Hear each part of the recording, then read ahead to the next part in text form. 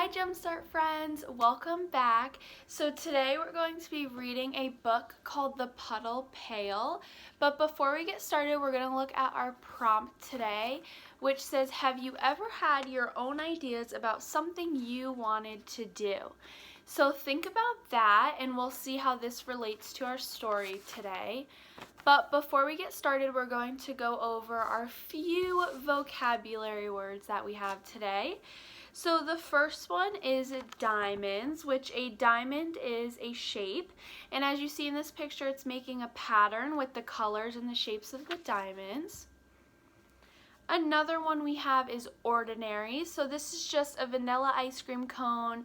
It's an ordinary cone, which means it's just something normal. Another one we have is collect. This little girl is collecting Easter eggs, so that just means to gather together. So if you celebrate Easter, you usually collect all your Easter eggs. Another one we have is striped. So this is a zebra, and striped are just the lines that are on the zebra, and they're black and white. So the zebra is just striped, as we call him. Another one we have is fulfilled, which as you see, this little boy is eating a lollipop. So fulfilled just means that he's happy about something, he's feeling good, and he looks very happy with that lollipop. And then the last one we have is annoyed. So in this one, this little girl does not look very happy. She kind of looks upset, maybe a little bit mad, and that's what it means to be annoyed. You might be upset or a little bit mad at a situation or maybe a person. So those are all of our vocab words. So make sure when we read the story, you're on the lookout for these words.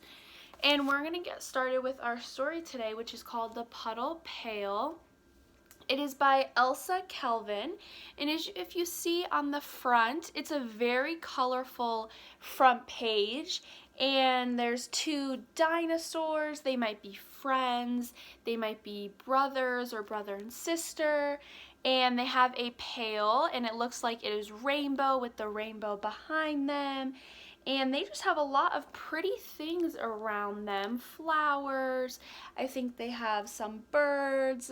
These look like little bunnies.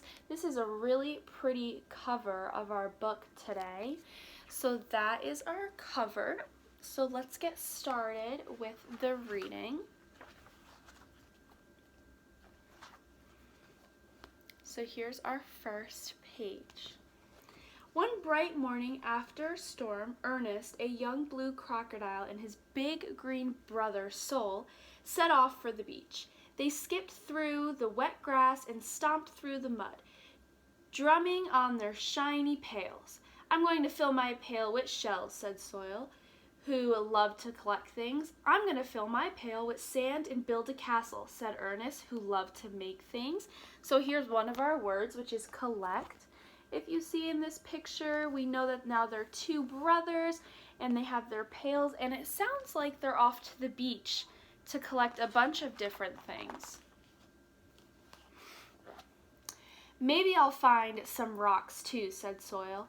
All shapes and colors for my rock collection, and some feathers for my feather collection, and maybe some string.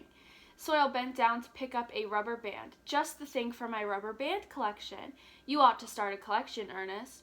I don't know what to collect, Ernest replied. Collect something you really like, said Sol. Something that comes in all different sizes and colors and shapes. That way, your collection will be interesting. So here are the two brothers looking for different things to collect in their pails. And it looks like the brother Sol has a bunch of different things he wants to collect. Ernest watched the clouds make flower shapes and seahorse shapes in the windy sky.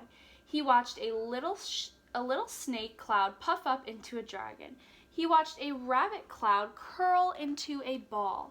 Clouds are interesting, he said. I wish I could collect clouds. Clouds! Exclaimed Sol. You can't collect clouds. Think of something else you can collect. So here they are looking at the clouds, and Ernest really seems interested in all the clouds and the different shapes they're making. But obviously you can't collect clouds. You can't put them into a pail, so he has to think of something else he wants to collect. Stars, said Ernest, imagining the sky at night. I love to watch the stars. But you can't collect stars either, said Soil. They're too far away and too big and very, very hot. They look so small and cold, said Ernest. I wish I could collect stars. I know, said Soil. Starfishes, you can collect them. I like starfishes in the ocean, said Ernest, but I don't think I want to collect them. Well, Soil said, what about star-shaped cookies? You could collect star-shaped butter cookies with frosting. And star-shaped chocolate cookies with sprinkles, Ernest added. And star-shaped cherry cookies with toasted nuts, said Soil. Ernest's mouth watered. I wish I could collect a bunch of cookies right now in my stomach. So here we are. We have the sky that he wanted to collect, the starfishes, and now he's thinking of collecting a bunch of cookies. And it sounds like he wants to eat them. So let's see what happens. Just then, something caught Soil's eye, a bottle cap lying in a puddle. Look at the sparkly bottle cap, Ernest. You could start a bottle cap collection. It's pretty, Ernest agreed, but I like the puddle. It's an even more. The puddle, said Soil. It looks like a little piece of sky on the ground. I wish I could collect it. So here are the two brothers with their pails, and they're looking at the puddles and the bottle cap. And it sounds like Ernest really wants to collect a lot of things that it seems like he can't collect, like the puddle. You can't collect puddles, said Soil. Yes, I can collect puddles, said Ernest. They're not too far away, or too big, or too hot, and I don't want to eat them. Splish splash. Ernest scooped the puddle into his pail. Ernest, said Soil, you're not really going to start a puddle collection, are you? Yes, said Ernest, I am. He scooped up a green puddle, round as a saucer. Splish splash. It joined the other puddle in the pail. Sawyer rolled his eyes. Since you're going to stay here collecting puddles, I'll go to the beach by myself and collect real things. So here they are. Ernest is collecting the puddles in his pail, and his brother doesn't think that's a very good idea. So he wants to go collect real things down at the beach. Puddles are real, though, Ernest, as he searched for more to collect. Here's a purple puddle, and a striped one, and a flowered one. Here's a puddle full of diamonds and a puddle full of squares. So Ernest is finding all these different puddles, and here's another one of our vocabulary words, diamonds. A puddle full of gumballs and a puddle full of brooms. A puddle like an Easter egg. A puddle like a wheel and a puddle with a pretzel in it. Slippery puddles, smooth puddles, lemony, lettery, cool puddles. Ernest sang a song as he scooped the puddles up. Splish splash sang the puddles as they slid into the pail. So Ernest is coming up with all these different puddles, and he's collecting all of them into his pail. Sol came back with his pail piled high. Look what I got, Ernest. 12 seashells, 8 feathers, 19 little rocks, 3 clumps of seaweed, a marble, half a nutshell, and a plastic dinosaur without a head. I got a lot of puddles, Ernest announced, all different sizes and colors and shapes. Sol peered into Ernest's pail. Your puddles have all run together. They look like a pail full of ordinary water. They're one big puddle now, said Ernest, an Ernest and Soil puddle. That's the weirdest collection I've ever heard of, Soil replied. What can you do with a puddle? So in this picture here, it shows all the different things that the brother collected, but in this one, it shows Ernest's pail, and it looks like it's just all one big thing of water. So I wonder what's going to happen to his pail. I'll think of something, Ernest carried his pail carefully as they started for home. I know, said Soil. You can help me wash the sand off all my new collections. You can wash your own collections, Ernest replied. I'll think of something else to do with my puddle. Ernest set his puddle pail on the grass and sat down to swing. When he swung, his puddle slowly turned from gold to pink. Clouds swam in and out of it like fishes. So here they are on their way home, and here's Ernest swinging on the swing, and he sees that his pail is turning different colors based on the clouds. So that's pretty cool. So I wonder what he gets an idea to do. When night fell, stars collected in the puddle pail and a little piece of the moon too.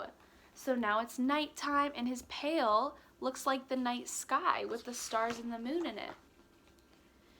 Early the next morning, Ernest went out to check on his pail. A thirsty dog was drinking from it. "You like my magic puddle soup?" Ernest asked. The dog wagged her tail and drank some more, leaving Ernest just enough water to paint some watercolor pictures. Ernest painted the dog, and he painted some clouds and some stars and many puddles. So here's the little dog drinking out of it, and then the dog left just enough water for Ernest to do some paintings. So he painted a bunch of different things. Sol came by, his pail filled with flowers and acorns and leaves. "I'll start some new collections," he said. "What have you got there, Ernest?" "A dog," replied Ernest, "and a painting collection." "Ooh," said Sol, "what a collection, with clouds and stars and everything."